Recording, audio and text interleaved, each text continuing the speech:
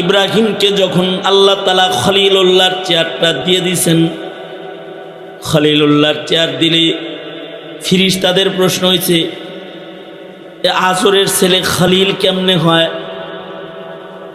আজরের সন্তান খলিল, খলিলুল্লাহ কেন হইল? কোন গুণের কারণে হইল? এক ফিরিস্তা যে আল্লাহরে কয়, আল্লাহ দুনিয়াতে এত মানুষ থাকলে ইব্রাহিম খলিলুল্লাহ কেন? ইব্রাহিম খলিলুল্লাহ কেন দেখবার চাও নাকি? তাহলে যায় দেখা করো গা, বুঝবা কি লেগে খলিল। যা দেখি খলিলুল্লাহর গায়ে পোশাক নাই, ছেঁড়া ভাড়া পোশাক পরে বয়ে রয়েছে, ঘর বাড়ি দুয়ার নাই, কিন্তু তার খালি জপমালা একটাই, আল্লাহ আল্লাহ আল্লাহ। তিনি তার মাওলাকে পাইতে চায়। আশেক হালাত দেখা বুঝা যায়, খলিলুল্লাহর চেহারা দেখা, নুরানি চাঁদ সুন্দর চেহারা দেখা ফিরিস্তা এসে বলে সুবহানাল্লাহ সুবহানাল্লাহ। আশ্চর্য, এনি খলিলুল্লাহ।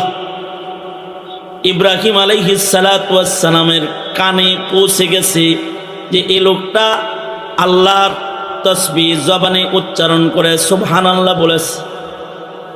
আল্লাহর খলিল সাথে সাথে নিজের পাল থেকে একটা উট তাকে দিয়া দেয়, এই তুমি আমার রবের পবিত্রতা বলছো, নাও তোমার একটা উট পুরস্কার দিলাম। লোকটা পুরস্কার পায় কয় আলহামদুলিল্লাহ। ইব্রাহিম বলে, আবার তুমি আমার রবের গুণগান গাইলে, নাও তোমার আর একটা উট দিলাম। লোকটা এই উট পায় কয়, ফিরিস্তা এই উট পায় মানুষের বেশি আইছে, এই উট পায় কয়, আবার কয় আলহামদুলিল্লাহ। ইব্রাহিম কয়, আবার আমার রবের নাম লইলা, গুণগান গাইলা, নাও তোমার আর একটা উট দিলাম। দিতে দিতে ইব্রাহিমের কাছে যত উট আছে সব দিয়ে দিস। এবার ইব্রাহিমের কাছে কিছু নাই। ফিরিস্তা বলে, ইব্রাহিম তোমার কাছে আসার পর থেকে তোমার রবের নাম লইলি, একটা করে উট তুমি দাও। এখন তোমার কাছে কিচ্ছু নাই। এখন যদি আমি আলহামদুলিল্লাহ বলি, ইব্রাহিম তুমি আমাকে কি দিবে? ইব্রাহিম বলে, আমার কাছে উট নাই, কিন্তু আমি তো আছি। তুমি যদি এরপরেও আমার রবের নামের গুণগান গাও, আমার রবের নাম যদি তোমার জবানে একবার তুমি উঠাও, তাহলে এতক্ষণ উট দিয়েছি, এখন উট নাই। তবে এই উটগুলাকে লালন পালনের জন্য একটা রাখাল তো দরকার। তুমি যদি আমার রবের গুণগান গাও, তো এতক্ষণ উট দিছি, এখন আমি নিজে ইব্রাহিম তোমার গোলাম হিসাবে, উটের রাখাল হিসাবে ইব্রাহিম তোমার কাছে নিজেকে পেশ করবে।